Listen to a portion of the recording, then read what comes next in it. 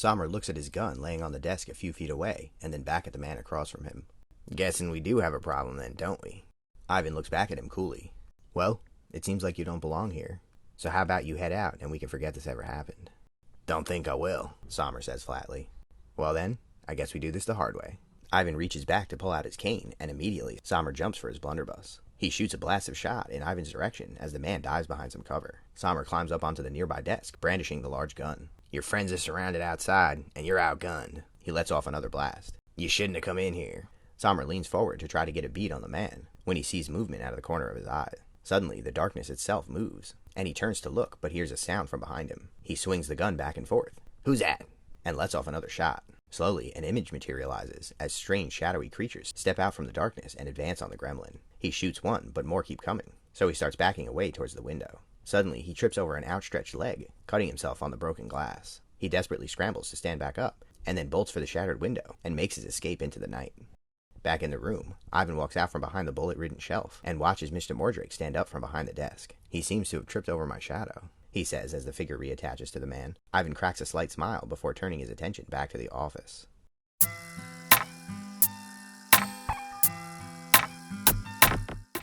Percy, how many have we lost? Jana shouts breathlessly at the soldier next to her as she ducks back behind cover. Several gremlins fire from behind cover only a few yards away. 4 are down. At least one is dead, a soldier calls back to her as she returns fire on the gremlins. Damn it, we need to call back some of the patrols. Just then, Jana hears a loud gunshot from behind her, followed not long after by more. Soldier, go find out what's going on inside. There shouldn't be anyone in there. Jana barks as she tries to get a handle on the situation. 2 gremlins creep out from behind cover and try to flank the besieged free corpsmen. Jana stands up and lifts one of her arms as she whispers under her breath. Suddenly, an invisible burst of energy hits one of the gremlins, knocking it into the other, and they both fall to the ground a few feet from where they'd been standing. The other soldier takes the opportunity to retreat back into the building to investigate. As Jana gets back into cover, she hears a scream and turns to see Percy slumped on the ground, clutching his shoulder. She rushes over to him and puts pressure on his wound. These gremlins are terrible shots, but if there's enough of them... Percy's sentence is cut off by a moan of pain. Jana hears the gremlins hooting and hollering as they start to get closer to her position. She prepares herself to make her last stand and try to hold them off. As she jumps up from behind the cover, she sees 2 gremlins only feet away from her, guns trained in her direction. Before she gets a chance to cast a spell, she hears several loud cracks and both gremlins collapse to the ground. She turns to her left and sees a group of 4 soldiers advancing down the street towards them, with Von Schill in the lead, each of them maintaining a constant barrage of fire, as the last remaining gremlins rout and flee.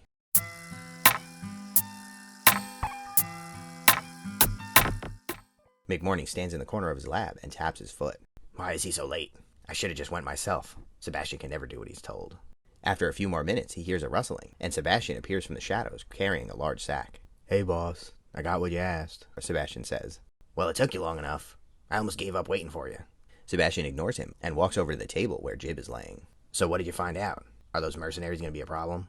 I don't know, but they sure were fighting those gremlins a bunch. McMorning puts on a disgusted face, but then shakes it off. Did you get the info? Yerp. They were so distracted they never even noticed me. He puts the bag on the table and looks at McMorning, who is staring at him expectantly. There's an awkward silence. Well, are you going to tell me what you found? Sure. Well, you know how we've been finding all these clues at Dr. Ramos' safe houses? Yeah. And you know how pretty much every safe house has already been searched by now? Yeah. And, you know how nobody has found anything that important yet? Will you just come out with it already? Sebastian flinches.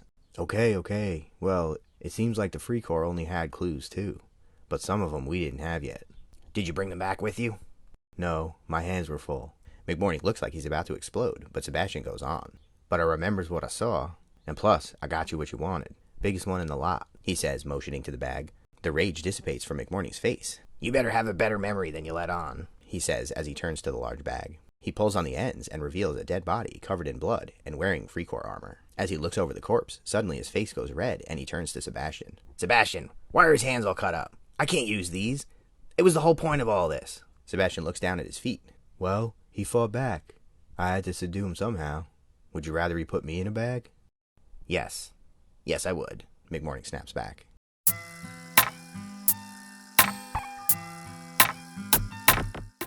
Von Schill stands in the middle of his temporary office and inspects the damage. He turns back to Jana and the guard who is standing next to her. So it seems it was all a diversion then. Not long after we sent that patrol to you, they attacked in force. We held them off, but took heavy casualties. It's lucky you came back when you did, Jana reports. Well, it seems the other gremlin was only there to start trouble and take our attention away. They're craftier than I thought. He looks at the paperwork on the floor. Was anything missing? Shill asks. Just the box we found at the last safe house. Maybe some files and reports, but we haven't been able to sort it all out yet. Shill touches the bullet holes in the wall and nearby shelves and cabinet. And you said that they were gone by the time our men got in here? Who were they shooting at then? Shill asks rhetorically. Janna looks around the room. Not sure. One of the men is still missing, but he was stationed on the other side of the building. I don't think he would have been able to get over here in time. Janna replies. Well, keep me updated on the investigation. But we need to keep our focus on the real goal here. We're close. I can feel it. Yes, sir. The lone guard stands at attention in the corner, and as the two officers leave the room, he reaches down and adjusts his uniform. As he turns to leave, there's a strange lack of a shadow against the far wall.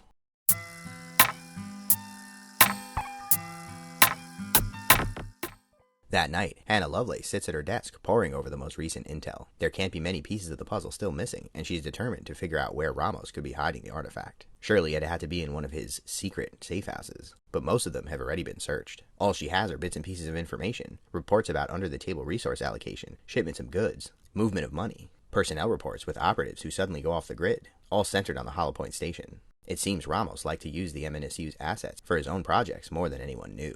If he was hiding something, it had to be at the safe houses. After all, that was the whole point of a safe house. Somewhere far away that no one would think to look, unless they knew exactly where to go.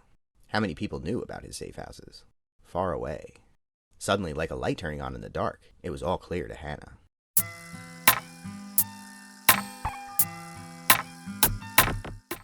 In a different part of the quarantine zone, a shadow moves across a dark street, across from a large mansion. It makes its way inside and into the basement, where an old woman sits in a luxurious-looking chair. Mr. Mordrake takes a seat across from Gretchen Janis, head of the Explorer Society. Mordrake smiles. We know where we need to go, and you're not going to believe it.